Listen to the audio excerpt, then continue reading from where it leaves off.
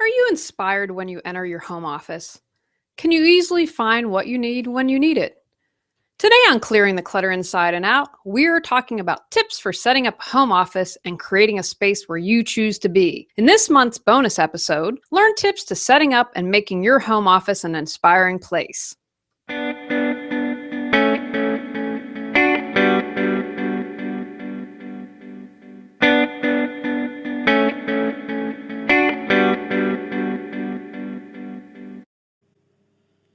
Welcome to Clearing the Clutter Inside and Out with Julie Coraccio. Every Tuesday at 1 p.m., hear easy to implement tips on decluttering all areas of your life: physical, mental, emotional, spiritual, and energetic. Learn how to release clutter and get organized to create the life you choose, deserve, and desire. An award-winning professional organizer and coach, Julie is passionate about supporting people in clearing clutter so they can share their gifts with the world and live a more joyful and fulfilling life.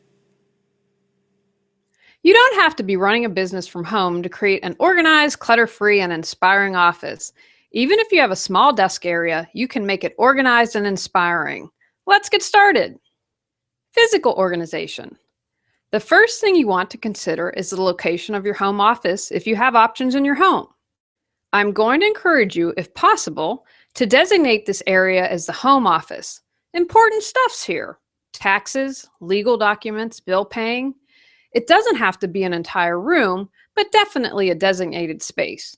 Your mind and body will get used to this and mentally and physically prepare to do home office tasks. Try to keep clutter-free as much as possible. Here are some more tips. You want the area to be comfortable. You want to be able to pay bills here or work on your taxes, but not too comfortable that you want to take a nap.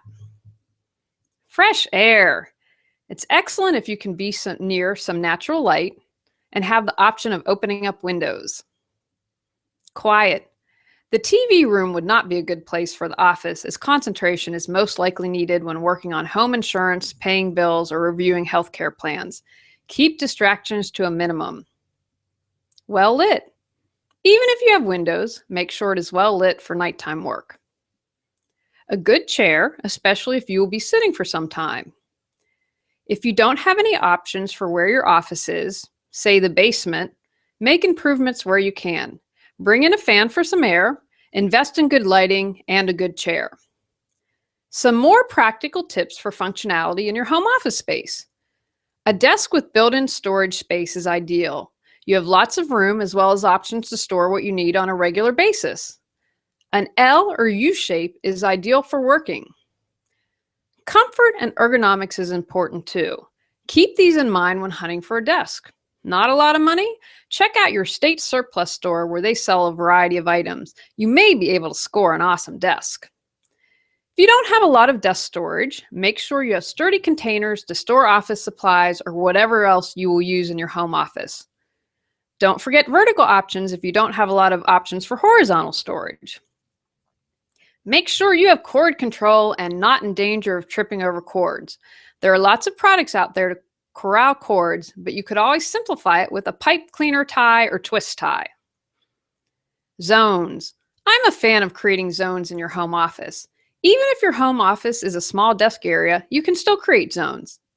Set up zones for the work that takes place in your office: paying bills, library, filing, reference, and office supplies. Keep broad categories to make it easier to find stuff. I have a library reference area. On one shelf are reference books to anything work-related: organizing, feng shui, writing, a thesaurus, etc. My personal books are also on the same bookcase, but are separated. Because both my husband and I use the office and it combines both personal and professional, zones are very helpful. Business files are separate from home files. I also have an area for podcasting. Because I do it on a regular basis, everything is set up in one zone. Nothing else is in that zone, so it doesn't become cluttered, and it's easy to find what I need. Soothe your soul with our customized aromatherapy blends designed to support you in clearing clutter. Our unique blends include space clearing, Zen mind, serenity, awareness, natural awakening, loving kindness, gratitude, forgiveness, blissful balance, and present time. Which will become your favorite? Learn more at reawakenyourbrilliance.com. Inspiration. Your space needs to not only have good working conditions, such as lighting and comfort, but you also need to be inspired to be there. Even if it is to pay bills and taxes, if you're more inspired to be there, you're more likely to get the tasks done that you need to. Here are some ways to make your space inspiring. Add color, paint the walls, add a beanbag or colorful throw pillows. There are lots of options to brighten up a space. Put whatever your favorite is that energizes and inspires you, or calms you and brings you peace. Whatever is most important for you to feel in that space, add that color. Quotes, pictures, artwork that inspires you. Whatever motivates you, place it here. If it is a picture of the beach that reminds you the payoff for paying the bills, place that here. If a quote on gratitude to remind you to be grateful when paying bills, put that there. Having things that inspire you without creating clutter make a difference. Personal items such as family photos can make the area warm and inviting. We have a cat tree in front of the window in our office that the cats use. We love having the pets in our office while we do work. Set up a mini shrine and have a zone of random things that motivate you. Feng Shui tips. In every feng shui book I have read, experts recommend first clearing clutter. Once you've cleared the clutter and gotten organized, you can have some fun with feng shui. Here are some feng shui tips when it comes to designing and creating your office space. Your desk should face the door to welcome business. The entryway to your home or business. The door shouldn't stick, the path should be clear, and you should be able to easily find and read the numbers to the house. You want power symbols in here. Water, black, undulating shapes such as water, mirrors, glass, metal, white, and round. Symbols of the path you want to be on. What's bad for this area is dirt, squares, earth tones, and pictures of what you don't want to do. You'd be surprised of how many people that have that in their office space. Takeaways from today's podcast. Set up zones for the work that takes place in your office.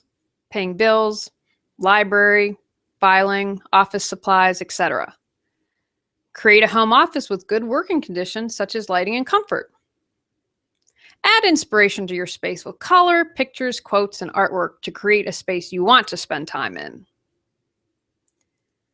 Go out, clear the clutter to create the life you choose, deserve, and desire. Thanks for listening to Clearing the Clutter Inside and Out. Sign up for our newsletter and receive a free copy of our 10 clutter-free living tips. Ready to create the life you choose, deserve, and desire? Learn about Julie's services including coaching, classes, affirmations, aromatherapy, and her unique How to Declutter Your Life course and more at reawakenyourbrilliance.com. Don't forget to subscribe and join us next Tuesday at 1 p.m. Remember, the journey of 1,000 miles begins with one step.